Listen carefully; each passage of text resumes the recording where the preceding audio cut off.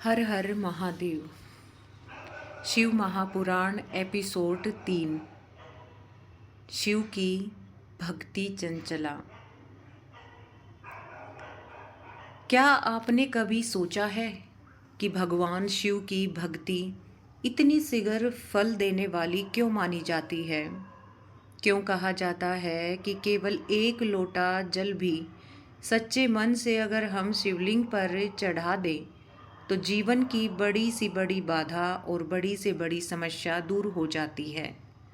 और माता पार्वती को शिवजी को पाने के लिए कितने जन्मों की तपस्या करनी पड़ी थी।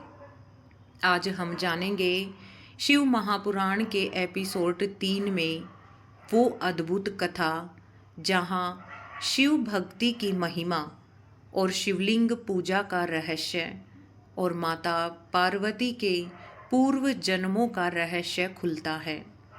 आइए हम प्रवेश करते हैं शिव महापुराण के एपिसोड 3 में शिव भक्ति चंचला में।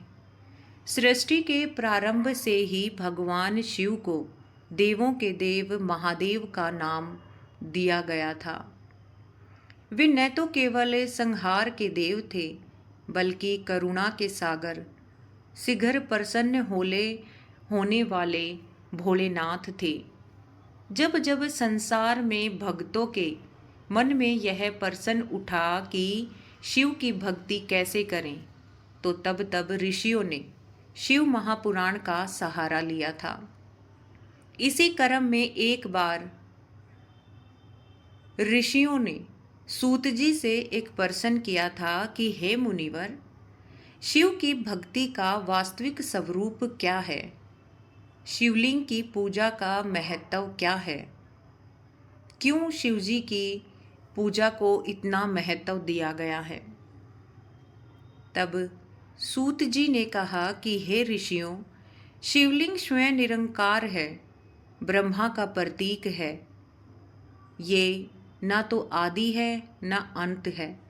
जब ब्रह्मा और विष्णु में भी विवाद हुआ था कि श्रेष्ठ कौन है, तब अनंत ज्योति सितंब के रूप में शिव प्रकट हुए थे और उसी ज्योति के शिवलिंग का स्वरूप बना था।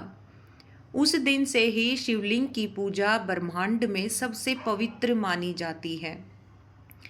जो व्यक्ति प्रतिदिन प्रातःकाल स्नान करके शिवलिंग पर जल अर्पित करता है, उसके जीवन के पाप क्षण होने लगते हैं।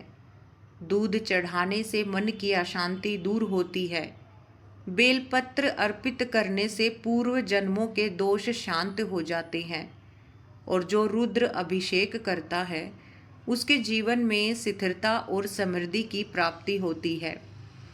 शिवलिंग पूजा केवल बाहरी क्रिया नहीं होती, यह आत्मा का वो रूप होता है जो शिव तत्व से जोड़ने का माध्यम होता है। अब कथा आती है माता पार्वती के पूर्व जन्मों की। सती के रूप में उन्होंने पहला जन्म लेकर भगवान शिव को पति के रूप में पाया था, लेकिन पिता दक्ष के यज्ञ में यज्ञ किया और जब उसने पार्वती और शिव को नहीं बुलाया, मगर सती ने जब शिव से जिद की कि वो उस यज्ञ में जाना चाहती है, मगर शिव ने सती को बहुत समझाया कि जहाँ पर इज्जत ना हो और जहाँ पर बुलाया ना गया हो वहाँ पर हमें नहीं जाना चाहिए।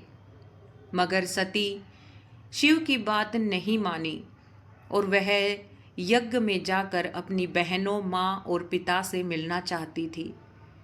बार बार शिव के आग्रह करने पर शिव ने भी उसे मना नहीं किया और शिव ने सती को जाने दिया। मगर जब सती अपने घर पहुंची तो वहां उसने देखा कि उसके पिता ने उसे नजरें तक नहीं मिलाई और ना ही सती से बातें की, बल्कि समारोह में बैठकर और उस हवन कुंड पर बैठकर दक्ष ने सती और उनके पति महादेव का अपमान करना शुरू कर दिया। वो अपमान इतना असहनीय था कि सती को शिव की बात याद आई, क्योंकि शिव ने बार बार मना किया था। कि तुम वहाँ मत जाओ।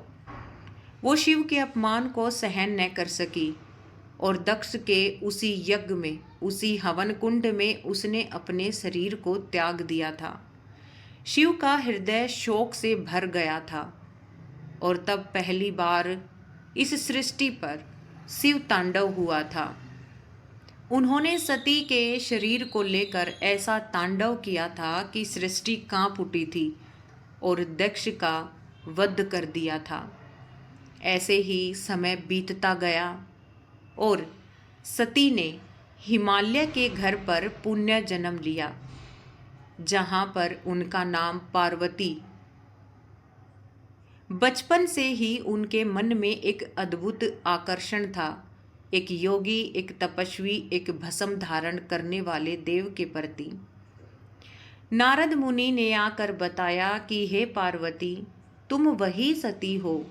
तुम्हारा जन्म शिव को पुण्य पाने के लिए हुआ है, लेकिन शिव को पाना इतना सरल नहीं है।